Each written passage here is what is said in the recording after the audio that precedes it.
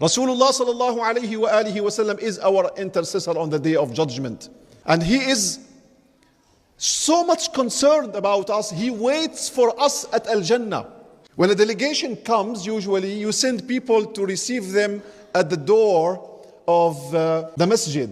These are called now protocol, part of the sort of diplomatic etiquette. You receive people. But in the Arabic language, there is one word of that for that. It is farat.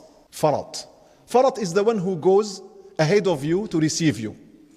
Before you arrive, he goes there, waits for you to welcome you in. The Prophet ﷺ says, "Ana faratul li ummati, lan yusabu bimithli." Speaking about parents who lose small children.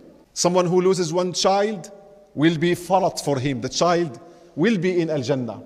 Someone who loses 2 children will be farat for him in Al-Jannah. The Prophet started with 3, 2, then 1. Then who doesn't lose any child, then I am for them farat in Al-Jannah. I will wait for them in Al-Jannah.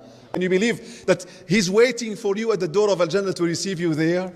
أنا فرط لأمتي لن يصابوا بمثلي. There is no calamity that befell the Muslim ummah harder than the loss of Rasulullah sallallahu alayhi wasallam from the face of the earth.